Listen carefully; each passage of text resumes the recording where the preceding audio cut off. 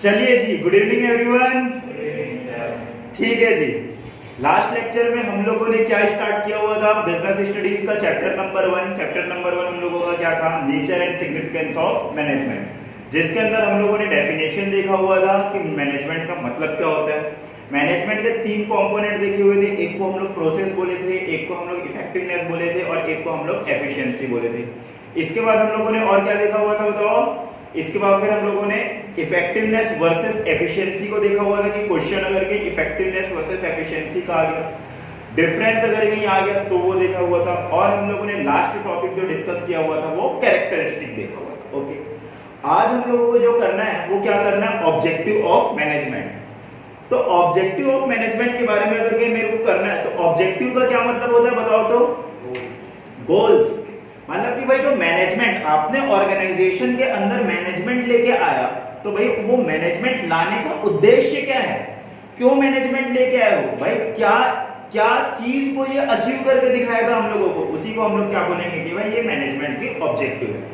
आप लोगों ने स्कूल में कर लिया है तो फिर मैं बताता हूं भाई मेनली मैनेजमेंट के ऑब्जेक्टिव के बारे में बात करेंगे तो 3 ऑब्जेक्टिव होती है मैनेजमेंट की। कौन कौन सी ऑब्जेक्टिव? एक को हम लोग बोलेंगे ऑर्गेनाइजेशनल ऑब्जेक्टिव, दूसरे को हम लोग क्या बोलेंगे?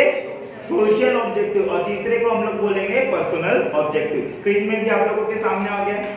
मतलब कि मैनेजमेंट का उद्देश्य ऑर्गेनाइजेशन के लिए क्या है? मतलब ऑर्गेनाइजेशन को ध्यान में रखते हुए उसको कौन कौन सी चीजों को फुलफिल करना है, कौन कौन से गोल को फुलफिल करना है। दूसरा, सोसाइटी को ध्यान में रखते हुए उसके ऑब्जेक्टिव क्या है, उसके उद्देश्य क्या है, किन बातों को कंप्लीट करेगा। और चौथा, पर्सनल। जब कभी पर्सनल बोलते हैं तो बिजनेस स्टडीज में पर्सनल का मतलब होता है भाई एम्प्लॉइज, कि एम्प्लॉइज के प्रति आप लोगों के ऑब्जेक्टिव क्या क्या है। ठीक है, तो सोशल और पर्सनल में तो आप लोगों को डायरेक्टली बात लिख देना है, लेकिन जब हम लोग ऑर्गेनाइजेशनल के बारे में बात करेंगे तो ऑर्गेनाइजेशनल के अपने ही 3 ऑब्जेक्टिव हैं। कौन कौन से 3 ऑब्जेक्टिव भाई? एक को हम लोग बोलेंगे सर्वाइवल, दूसरे को हम लोग क्या बोलेंगे? प्रॉफिट, तीसरे को हम लोग क्या बोलेंगे भाई? ग्रोथ। ठीक है, तो एक काम करते हैं, तीनों को हम लोग इंडिविजुअली देख लेते हैं कि क्या क्या होता है भाई, है ना। तो सबसे पहली जो ऑब्जेक्टिव होती है वो हम लोगों की कौन सी है? Organisational objective. ऑर्गेनाइजेशनल ऑब्जेक्टिव का क्या मतलब होता है? देखो यहाँ पर क्या लिखा हुआ है, द मेन ऑब्जेक्टिव, मीन लिखा हुआ है लेकिन वो मेन है। The main objective of organisation should be utilise the human and material resource to the maximum possible advantage. चाहे आप प्रॉफिट ऑर्गेनाइजेशन में काम करें, चाहे नॉन प्रॉफिट में काम करें, चाहे सर्विस सेक्टर में काम करें, मैन्युफैक्चरिंग, ट्रेडिंग, किसी में भी काम करें, अगर कहीं आप उस ऑर्गेनाइजेशन के मैनेजर है तो आप लोगों की मेन ऑब्जेक्टिव यही है कि आप लोगों को जो भी रिसोर्सेज दिया गया है, चाहे वो ह्यूमन रिसोर्स दिया गया हो, चाहे वो टेक्नोलॉजिकल रिसोर्स दिया गया हो, आप उसका बेस्ट से बेस्ट इस्तेमाल करें। तो उसी को हम लोग क्या बोलेंगे कि यही आप लोगों की ऑर्गेनाइजेशनल ऑब्जेक्टिव है। वो अच्छे से कर रहे हो, दैट मींस चीजें अच्छी तरीके से चलेंगी। फर्दर क्लासिफिकेशन जो इसमें किया गया है उसमें 3 बातें आती है। एक तो सर्वाइवल इंश्योर करना, दूसरा प्रॉफिट इंश्योर करना और तीसरा ग्रोथ इंश्योर करना। क्या होता है सर्वाइवल? देखिए, जब कभी भी आप लोग कोई बिजनेस स्टार्ट करते हो तो आप लोग बिजनेस स्टार्ट करते ही आप लोग ये नहीं सोचते कि भाई अपने को छप्पड़ फाड़ प्रॉफिट कमाना है। जब रियल लाइफ में बिजनेस में एंटर करते हो ना तो सबसे पहले आप लोगों का जो ऑब्जेक्टिव होता है वो ऑब्जेक्टिव ये होता है कि मैं जो कॉस्ट में जो भी मेरे को खर्चा आने वाला कम से कम उतना प्रॉफिट तो मैं क्या कर पाऊं, वही अर्न कर पाऊं। जैसे कि मैं भी जब कोचिंग स्टार्ट किया हुआ था तो मेरे पास बच्चे 1 स्टार्ट हुए थे, तो वहां पर मेरी ऑब्जेक्टिव ये थी कि मेरे को प्रॉफिट कमाना नहीं है भाई, मेरे को अपने लिए मैं चला लूंगा जैसे पहले चला रहा था, लेकिन कम से कम मेरे रेंट तो निकलने चाहिए, है ना। मतलब जो आपके जेब से लग रहा है वो आपको कहां से रिकवर करना है भाई? अपने कस्टमर से रिकवर करना है। तो सर्वाइवल का मतलब ये होता है कि 3 साल तो आप लोगों को किसी भी बिजनेस को एस्टेब्लिश करने में लगता है, तो 3 साल कम से कम आपके जितने खर्चे हो रहे हैं उतने पैसे आप लोग कमा लो, तो फिर हम लोग बोलेंगे कि भाई आप लोग अपने सर्वाइवल को इंश्योर कर लोगे। मतलब वहां पर बेसिकली आप लोगों को खड़े रहना है। जिस जगह में आपने धंधा चालू किया ऐसा ना हो कि 1 महीने 2 महीने के बाद आप लोगों को अपने बिजनेस को बंद करने की जरूरत पड़े। तो देखो भाई सर्वाइवल का मतलब क्या लिखा हुआ है, in order to survive organisation must earn enough revenue to cover the cost. जो भी आप लोगों के खर्चे लग रहे हैं कम से कम उतना प्रॉफिट तो आप लोग क्या कर पाओ भाई? अर्न कर पाओ। Management by taking the positive decision with regard to the business different business activity ensure the survival of the business for the long term. Survival आप कब इंश्योर कर पाओगे? जब आप लोग इनफ प्रॉफिट कमा पाओगे। इनफ प्रॉफिट कब कमा पाओगे भाई? जब आप लोग बिजनेस के अंदर सही डिसीजन लोगे। अगर कहीं आप लोगों के डिसीजन सही होंगे तो रिजल्ट पॉजिटिव आएगा, और बिजनेस के नजरिए में वो पॉजिटिव रिजल्ट क्या है? प्रॉफिट ही, रेवेन्यू।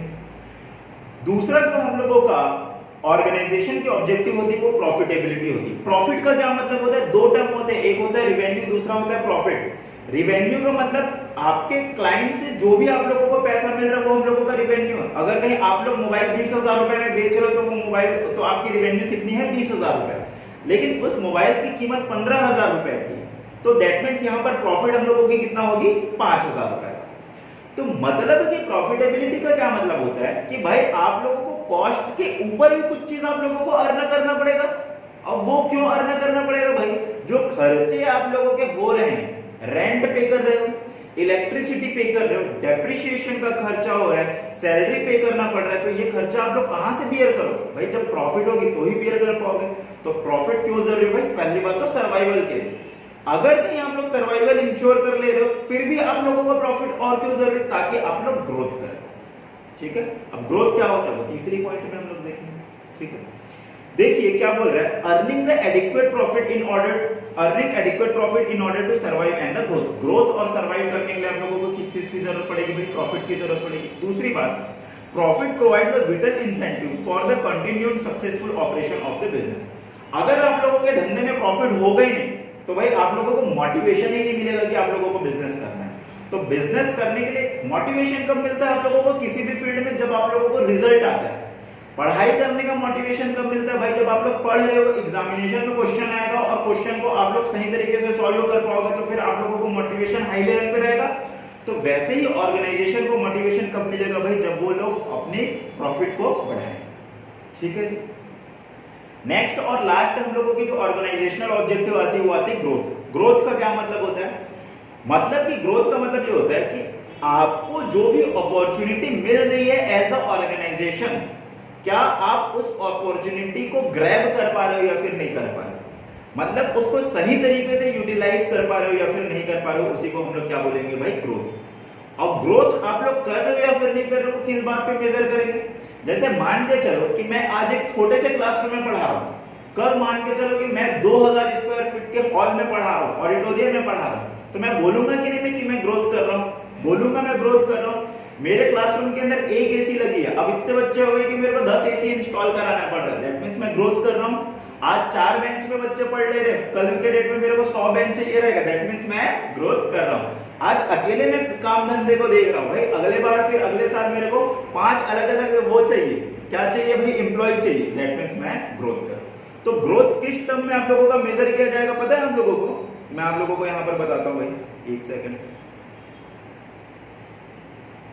ग्रोथ जो है आप लोगों का मेजर होगा increase in the sales volume. अगर कहीं आप लोगों की सेल्स वॉल्यूम इंक्रीज हो रही है, सेल्स वॉल्यूम इंक्रीज हो रही है, तब हम लोग बोलेंगे कि आप लोग ग्रोथ कर रहे हैं।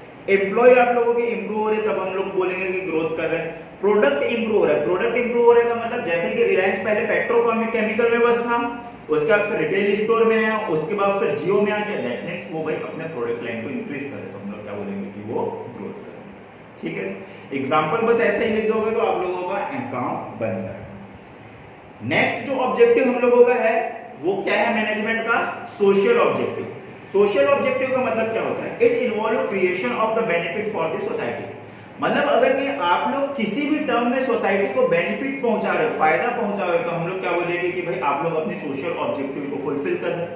सोशल ऑब्जेक्टिव को फुलफिल कैसे कैसे कर सकते हैं पता है? सबसे पहली बात तो अगर कहीं आप लोग अपने कस्टमर को क्वालिटी के प्रोडक्ट रिजनेबल प्राइस में प्रोवाइड कर रहे हो, दैट मींस हम लोग क्या बोलेंगे कि भाई आप लोग क्या कर रहे हो? सोशल ऑब्जेक्टिव फुलफिल कर रहे हो। दूसरी बात, अपने सोसाइटी के वीकर सेक्शन के लिए, जो लोग पुअर क्लास से बैकग्राउंड कर रहे हैं, जो लोग पिछड़े हुए लोग हैं, उन लोगों को आप लोग क्या कर रहे हो भाई? क्या कर रहे हो? एम्प्लॉयमेंट प्रोवाइड कर रहे हो, तो हम लोग क्या बोलेंगे कि आप लोग सोशल रिस्पॉन्सिबिलिटी फुलफिल कर रहे हो। दुर्ग में एग्जांपल के तौर पे मैं आप लोगों को एक होटल के बारे में बता रहा हूँ। होटल कौन सा होटल?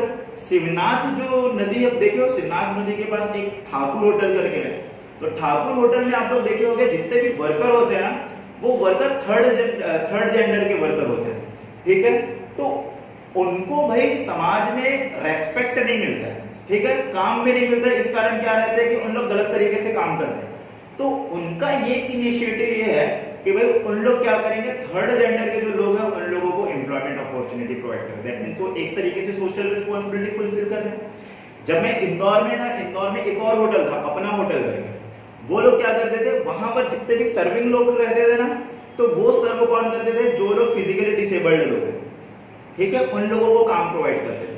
या तो फिर किसी का पैर नहीं है, हाथ नहीं है, या तो फिर किसी भी तरीके से डिसेबल्ड है उन लोग। तो दैट मींस इस तरीके से आप लोग काम कर रहे हो तो हम लोग क्या बोलेंगे कि ये सोशल रिस्पांसिबिलिटी को फुलफिल कर रहे हैं। नेक्स्ट आता है to provide the basic amenities like the school and the health care, या तो फिर स्कूल खोल रहे हो, दैट मींस वो तो डायरेक्टली दिख रहा है कि सोशल रिस्पांसिबिलिटी फुलफिल कर रहे हो। साथ ही साथ में environment friendly method of production use कर रहे हो, भाई ज्यादा पॉल्यूशन होने नहीं दे रहे, आप अपने वेस्टेज को प्रॉपर तरीके से डिस्पोज कर रहे हो, तो दैट मींस आप लोग सोशल रिस्पांसिबिलिटी को फुलफिल कर रहे हैं, ठीक है।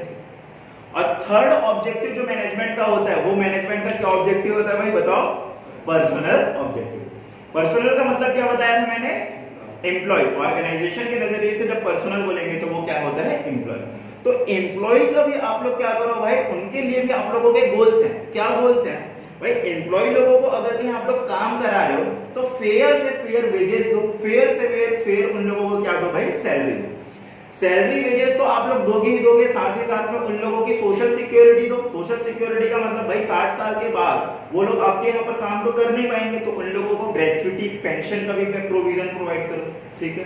और क्या बेनिफिट दे सकते हो भाई इन लोगों को, आपके पास कोई काम करने के लिए आ रहा है, इसका ये मतलब नहीं आप लोगों को ऐसा नहीं सोचना है कि भाई सामने वाला बंदा मेरा गुलाम बन के रहे, हमेशा वो मेरे पास रहे, ऐसा नहीं। आप लोगों को उसको इनफ अपॉर्चुनिटी देना पड़ेगा कि भाई वो यहां हो चाहे किसी और ऑर्गेनाइजेशन में ग्रोथ कर पाए, प्रमोशन कर पाए, उनको ट्रेनिंग दो, डेवलपमेंट दो, उनकी स्किल को एनहांस करेगा। अगर कहीं आप लोग ऐसा काम कर रहे हो, दैट मींस हम लोग क्या बोलेंगे कि आप लोग पर्सनल ऑब्जेक्टिव को फुलफिल कर रहे हो। देखिए जी क्या लिखा हुआ है, पर्सनल ऑब्जेक्टिव का मतलब होता है, personal objective means responsibility towards the employ. Employ के लिए आप लोगों की जो भी रिस्पांसिबिलिटी, हम लोग उसको क्या बोलेंगे, personal. It include the financial needs like the competitive salary and the perk retirement benefit. ऐसा ये सब प्रोवाइड करो तो हम लोग क्या बोलेंगे कि पर्सनल ऑब्जेक्टिव आप लोग फुलफिल करें, ठीक है। ऑब्जेक्टिव का मतलब क्या होता है, ऑब्जेक्टिव का मतलब बेसिकली होता है गोल्स, टारगेट जो आप लोग अचीव करना चाहते हैं। ऑर्गेनाइजेशन के पूरी ऑब्जेक्टिव के बारे में बोलेंगे तो मेन ऑब्जेक्टिव क्या है भाई, जो ह्यूमन रिसोर्स और जो अदर रिसोर्स है उसको आप लोग सही तरीके से यूज करो। मेन ऑब्जेक्टिव को 3 पार्ट में क्लासिफाई करते हैं। एक होता है हम लोगों का ऑर्गेनाइजेशनल ऑब्जेक्टिव। ऑर्गेनाइजेशनल ऑब्जेक्टिव के अंदर 3 ऑब्जेक्टिव आते हैं। सबसे पहली बात तो आता है हम लोगों का क्या भाई, सर्वाइवल। सर्वाइवल कब इंश्योर होगा, जब आप लोग इनफ प्रॉफिट अर्न करोगे कि so as to cover your cost. Cost cover करने जितनी आप लोग प्रॉफिट अर्न कर रहे हो, दैट मींस आप लोग सर्वाइव कर जाओगे। प्रॉफिटेबिलिटी, प्रॉफिटेबिलिटी क्यों इंपॉर्टेंट है, सर्वाइवल और ग्रोथ के लिए इंपॉर्टेंट है। और तीसरा ग्रोथ। ग्रोथ का क्या मतलब होता है, जो भी अपॉर्चुनिटी आप लोगों को मिली आप लोग उसको अगर के प्रॉपर्ली एक्सप्लॉइट कर पा रहे हो, दैट मींस वो ग्रोथ है।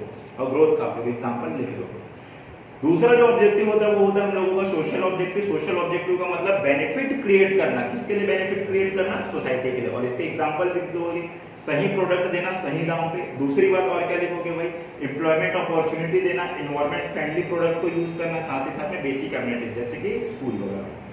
पर्सनल ऑब्जेक्टिव का मतलब क्या होता है कि मतलब आप लोगों की एम्प्लॉय के टुवर्ड्स आप लोगों की क्या रिस्पांसिबिलिटी, तो हम लोग उसको क्या बोलेंगे, पर्सनल ऑब्जेक्टिव, ठीक है। समझ में आ गया आप लोगों को यहाँ अच्छे से। अगले टॉपिक पे बढ़े, चलिए अगले टॉपिक देखते हैं। ओके एवरीवन, नेक्स्ट टॉपिक जाने से पहले बस एक छोटा सा इंफॉर्मेशन आप लोगों को देना चाहता हूं। अगर नहीं आप लोगों को ये लेक्चर पसंद आ रही है और आप लोग क्लासरूम के फुल लेक्चर लेना चाहते हो, क्लासरूम के फुल लेक्चर का मतलब है कि जिसमें हम लोग एनसीईआरटी के सारे क्वेश्चन कराते हैं, सीबीएसई का सैंपल पेपर का क्वेश्चन, पास्ट ईयर का क्वेश्चन, और जो आपके आज का ट्रेंड चल रहा है जिसमें केस स्टडीज के सारे क्वेश्चन आते हैं वो क्वेश्चन करना चाहते हैं, तो आप लोग पूरा कोर्स परचेज कर सकते हैं। पूरा कोर्स जो परचेज करेंगे तो उसकी जो फीस है वो फीस है हम लोगों की 2700 पर ईयर। पूरे के पूरे साल की जो फीस है वो 2700 रुपए पर ईयर की है।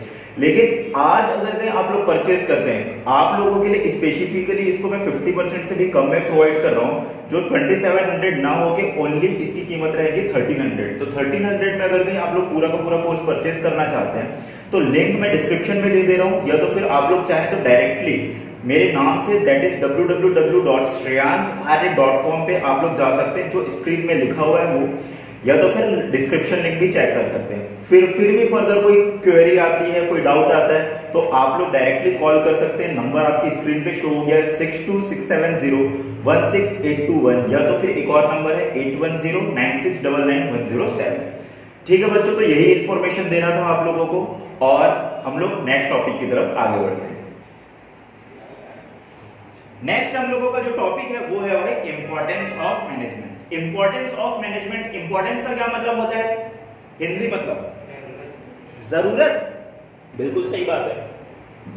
मैनेजमेंट की जरूरत क्यों है और मैनेजमेंट का महत्व क्या है ऑर्गेनाइजेशन के अंदर।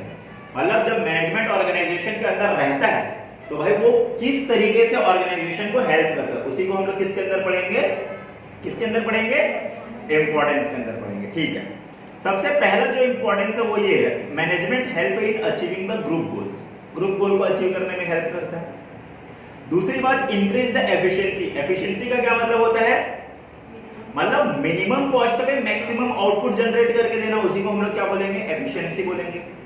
Next, create the dynamic in organisation. Dynamic organisation का क्या मतलब होता है, ऐसा ऑर्गेनाइजेशन बनाओ जो भाई चेंजेस को क्या कर पाए, भाई इजीली अडॉप्ट कर पाए। नेक्स्ट इंपॉर्टेंस क्या है, achieving personal objective. Personal objective का मतलब मैंने आप लोगों को बता दिया है, ठीक है। और एक और बात क्या, डेवलपमेंट ऑफ द सोसाइटी। देखते हैं जी मैनेजमेंट की जरूरत क्यों है या मैनेजमेंट का महत्व क्या है भाई ऑर्गेनाइजेशन के अंदर।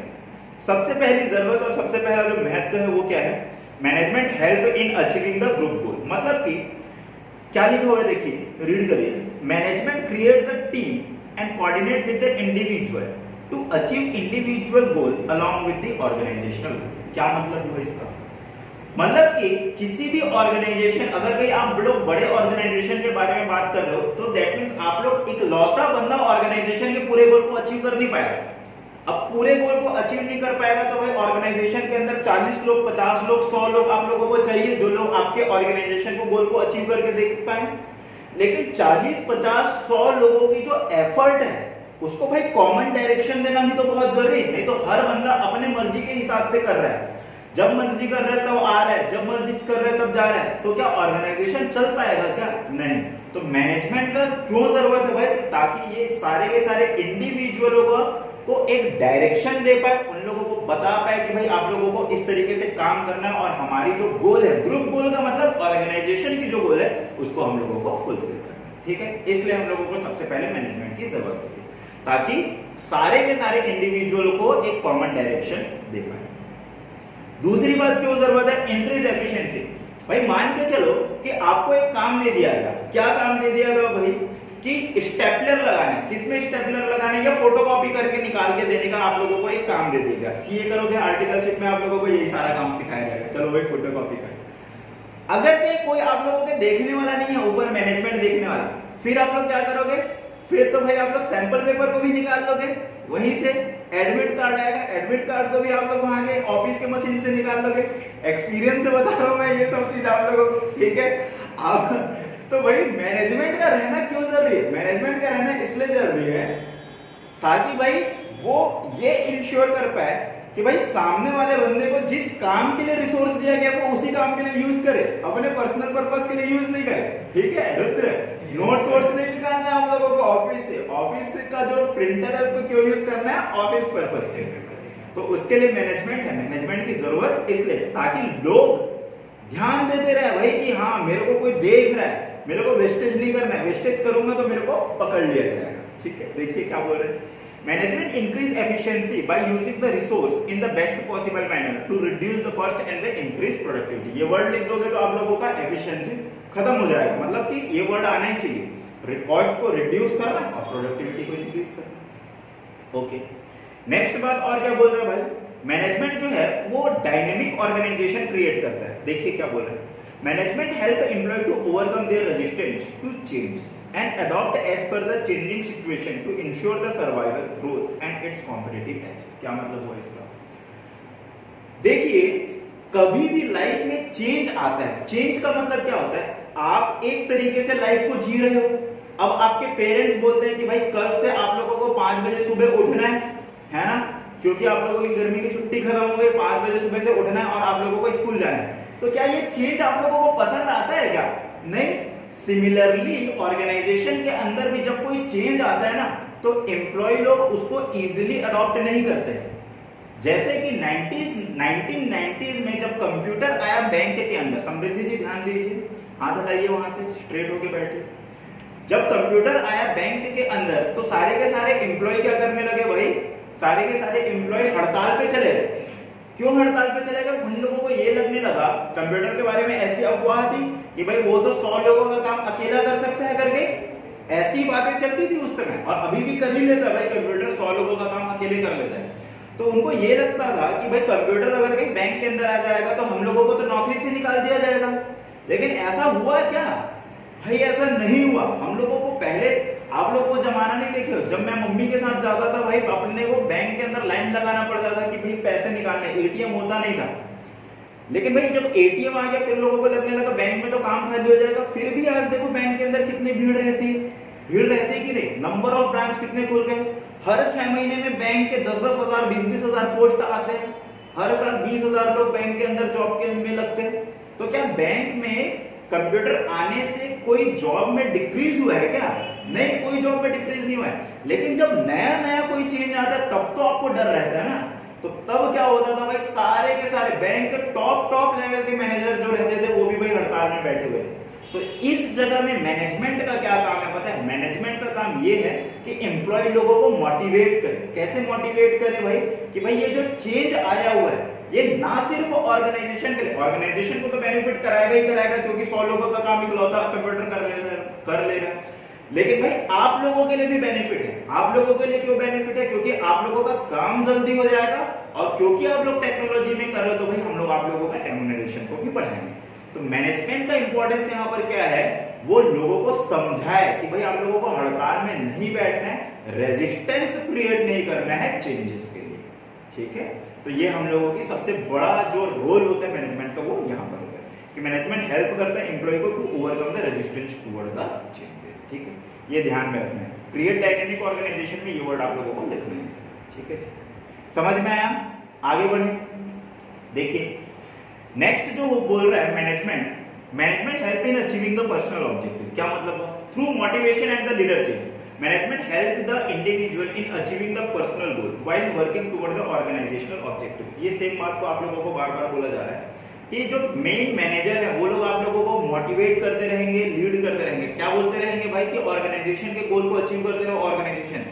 लेकिन मेरे को बताओ, अगर कोई बंदा दिल से काम करते रहता है तो क्या वो मैनेजमेंट के नजरों में आ जाता है या फिर नहीं कि हाँ भाई ये बंदा तो बहुत अच्छे तरीके से काम कर रहा है? अगर कहीं आप एज अ एम्प्लॉय ऑर्गेनाइजेशन को बेनिफिट पहुंचा रहे हो तो ऑर्गेनाइजेशन भी आपको बेनिफिट पहुंचाएगा।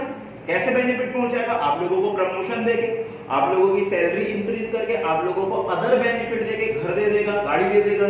ठीक है, तो वही बोल रहा है क्या कि मैनेजमेंट का यहाँ पर क्या काम है कि भाई अगर कहीं कोई एम्प्लॉय ऑर्गेनाइजेशन के गोल को अचीव करने में हेल्प कर रहा है तो भाई आप लोगों को भी क्या करना है? उन एम्प्लॉय लोगों को मोटिवेट करना है। कैसे मोटिवेट करोगे? उन लोगों के पर्सनल गोल को अचीव करने में। उनका पर्सनल गोल क्या रहता है कि भाई ज्यादा से ज्यादा पैसा कमाओ, तो भाई उनको प्रमोशन दो, सैलरी। ठीक है, नेक्स्ट आता है हम लोगों का development of the society. Development of society का मतलब क्या हुआ? देखिए क्या लिखा हुआ है, management help in development of society by producing the good quality product, creating employment opportunity and adopting the new technology. मतलब एक तरह का ऑर्गेनाइजेशन के बारे में बात कर रहा हूं जिसके मैनेजमेंट के बारे में हम लोग बहुत ज्यादा जानते हैं, टाटा। टाटा जो है, टाटा ने इतनी अपनी रिलायबिलिटी बिल्ड कर ली हुई है जितनी इस इंडिया के अंदर कोई भी बिल्ड नहीं किया हुआ है। क्यों भाई? क्योंकि वो सोशल सर्विस इतनी शानदार देता है। चाहता तो क्या टाटा, मेरे को बताओ, सस्ती से सस्ती कार निकाल सकता था या फिर नहीं निकाल सकता था? निकाल सकता था। लेकिन उन लोगों की ऑब्जेक्टिव ये है कि भाई कार बेच के केवल और केवल मेरे को प्रॉफिट नहीं कमाना है। टाटा कार बेचने से आज भी प्रॉफिट नहीं कमाता है, आज भी टाटा मोटर्स जो है वो लॉस में है।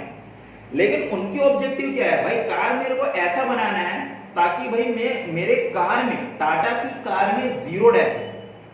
आज के डेट में अगर कहीं आप लोग YouTube देखते होगे तो फिर भाई देखते होगे कि टाटा की जो कार है कितनी भयंकर से भयंकर एक्सीडेंट से गुजर जाती है, फिर भी कोई डेथ वेथ होती नहीं है, बहुत कम ज्यादा कैजुअलिटीज आती है करके। तो दैट मीन्स अगर कहीं आप लोग इस तरीके के मैनेजमेंट हो कि भाई आप लोग सोसाइटी को भी ध्यान दे रहे हो, तो उससे क्या होगा कि सोसाइटी का डेवलपमेंट होगा। सोसाइटी का डेवलपमेंट का मतलब टाटा से देख के कोई और बंदा सीखेगा। जैसे कि मैं ये वाले चैप्टर से स्टार्ट करने से पहले लिज्जत पापड़ की स्टोरी सुनाई, तो हो सकता है कि आप लोगों के अंदर भी जोश आया हो कि भाई 45,000 ना सही तो भाई 45 लोगों को तो मैं रोजगार देने का काम करूंगा भाई, है ना। ये आना चाहिए भाई आप लोगों के अंदर। तो दैट मीन्स ये एग्जाम्पल जो है ना गुड क्वालिटी ऑफ मैनेजमेंट, ये दूसरे बिजनेस को भी इन्फ्लुएंस करते हैं ताकि आप उस तरीके से भी काम करो और सोसाइटी में क्या हो भाई, एक अच्छी सोसाइटी बन पाए। ठीक है, तो आप लोगों को भी ध्यान रखना है भाई, आप लोग फ्यूचर के मैनेजर होने वाले हैं, फ्यूचर के बड़े बड़े एंटरप्रेन्योर होने वाले हैं। ठीक है, ठीक है, अरे भाई सबके सब होने वाले हैं। चलिए जी, तो ये हम लोगों के इंपॉर्टेंस थे। इंपॉर्टेंस का मतलब जरूरत, मतलब कि भाई मैनेजमेंट का क्यों जरूरत है ऑर्गेनाइजेशन के अंदर, क्यों क्यों जरूरत है भाई, एक बार देख लेते हैं, ताकि वो ग्रुप गोल को अचीव कर पाए। ग्रुप गोल का मतलब ऑर्गेनाइजेशन का गोल को, एफिशिएंसी को इंक्रीज करे, एफिशिएंसी को इंक्रीज करने का मतलब कॉस्ट कम हो, प्रोडक्टिविटी बढ़े, डायनेमिक इन ऑर्गेनाइजेशन क्रिएट करे। डायनेमिक ऑर्गेनाइजेशन कैसे क्रिएट करना है, मतलब एम्प्लॉय लोगों को ओवरकम करना है कि भाई आप लोग रेजिस्टेंस क्रिएट करो चेंजेस के लिए, तो आप लोगों का ऑर्गेनाइजेशन क्या बन जाएगा, डायनेमिक। पर्सनल ऑब्जेक्टिव फुलफिल हो, मतलब एम्प्लॉय लोगों का ऑब्जेक्टिव भी फुलफिल हो, साथ ही साथ में सोसाइटी का डेवलपमेंट। ठीक, तो आज के लिए इतना ही था, हम लोग बाकी चीज कल देखते हैं। ठीक है।